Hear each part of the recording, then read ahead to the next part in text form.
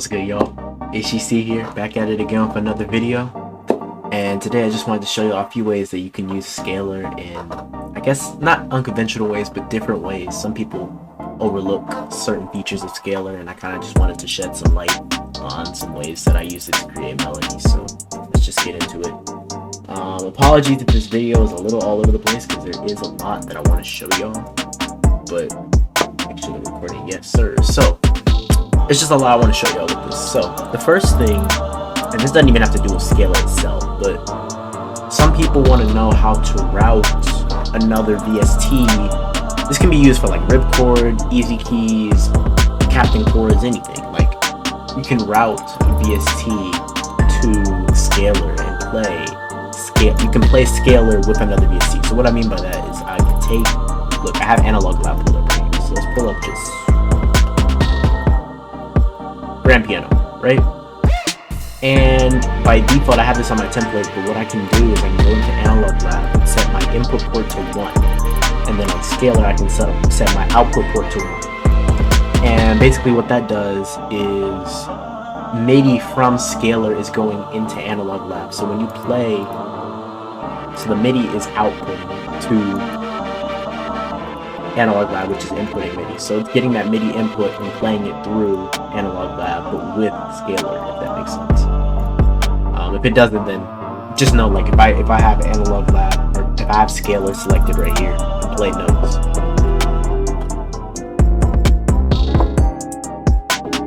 trash chords. But yeah, I can play whatever sound I pick here. It doesn't have to be a piano, it can be anything. But yeah, that's one thing I wanted to show y'all. Second thing is with the chord feature, you have the ability to actually pull up a circle of fifths.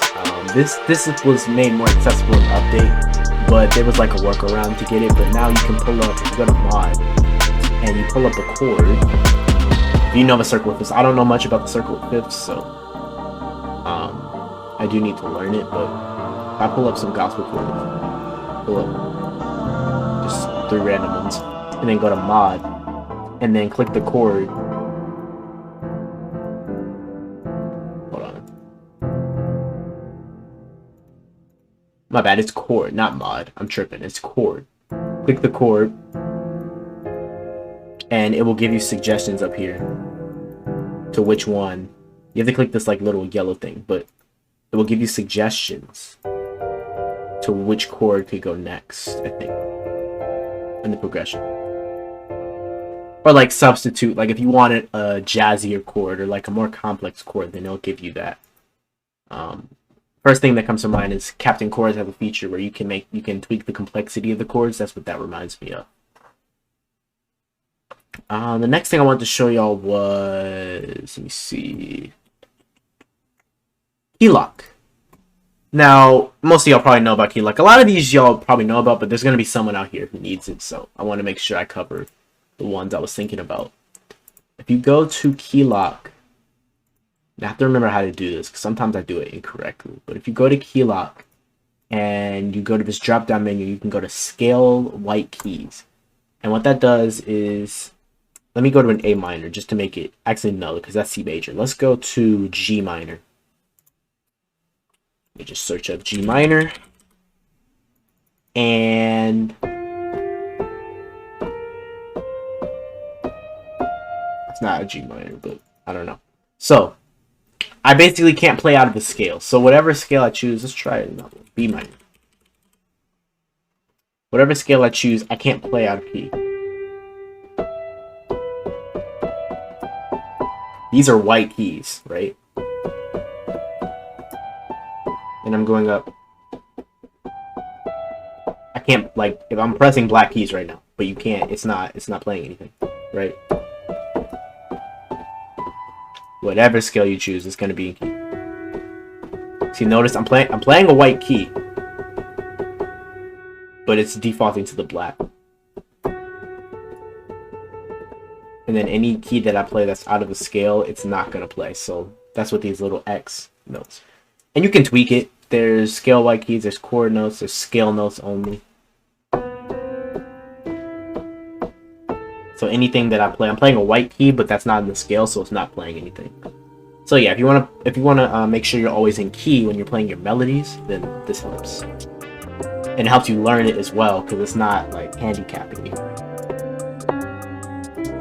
It's the actual keys. It's just anything out of the scale won't play anything. So I really think that's probably my favorite because as I'm learning the keys myself, I don't want to have it. I used to have it where it was like all white keys and like anything I'd play in key. Like I could play literally anything on the keyboard and it would go up chromatically, even though I'd be playing white keys, right? But I found like when I started to learn the keys, that was kind of handicapping me. So I started using this, where it's still notes in the scale, but or the correct notes. And what I mean by that is like the black keys are being used as well. But if I play this note, like I said, it's not gonna play anything. So yeah, that helps out. There was one more thing, or two more things I wanted to show y'all. The next one is, yes, the voicings. The voicings. This one is probably my favorite feature in the entire plugin because it allows you to get the most out of the chords that come included. So let's go to gospel and let's go to gospel 4. Right?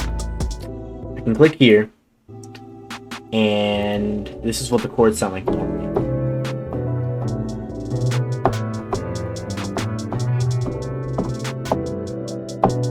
Go up an octave.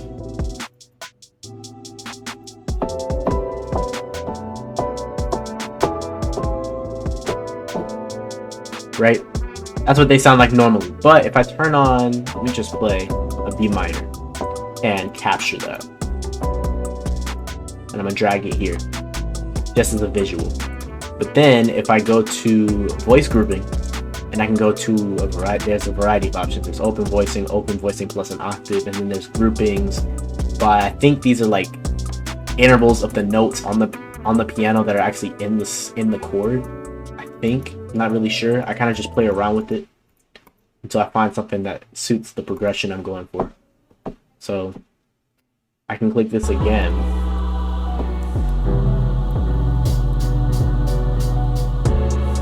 And that's an entirely different chord, right? I can, this is down an octave, so if I were to move it up an octave, or another one, missing that that root note. So you can just tweak it, right? And then you have different variations of the same chord, which is pretty dope. So I think that's cool. Like if you're kind of running out, because I know I am. If you're kind of running out on the presets that they give you, try using that open voicing and get like just some different variations of the chords. That really helps out, and then you can tweak it farther from there. Because the way I kind of like to use scalar is it'll help me get a bass idea, get me off the ground, and then I kind of develop it. And then about, yeah, so that's pretty dope. There was one more thing that I wanted to show y'all, and it's this section right here. I feel like this section is really slept on. This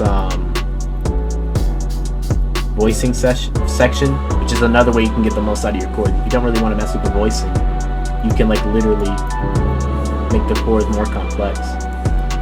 So by default, if I choose whatever scale, it's gonna put triads, and I can play those triads on the keyboard. I can play those triads right here, right? But I can tweak it even further, make it 9th or 7th chords, 9th chords, 11th, and 13th. I don't really mess with 13th chords. I usually go with 7th, 9th, or 11th. I can tweak the voicing again if you don't want to mess with the grouping at the top. Do it here, and then just mess around with those. There's different variations of each chord. So if I wanted a variation for my E, you've got the sus chords, and you've got just different variations of the minor chords as well, which is pretty dope because you can get the most out of the chords again. That's really what this video is all about, just getting the most out of what's already included with Scalar, because it's a dope plugin. If I wanted a variation for my G, But yeah, that's pretty much it. Like those are the main features. I could go over like, you know, you can humanize your stuff, you can edit the chords here. But all that stuff, I mean, I know most of you probably already know about it. So those were the main ones that came to me. Like I was just looking through features and trying to see like what features do not many people utilize, because I feel like most people know about it because it's an easy to use plugin. Like, you know, clean interface, you can get everything that you need on one screen. But I just wanted to highlight those features. I hope y'all found something useful in this. If you did, make sure to leave a like, subscribe for more content. I'll be dropping a video tomorrow because I'm not streaming tomorrow because I have a music session to go to. So I'm not streaming tomorrow, but I think I will be dropping a cook-up video if that goes well.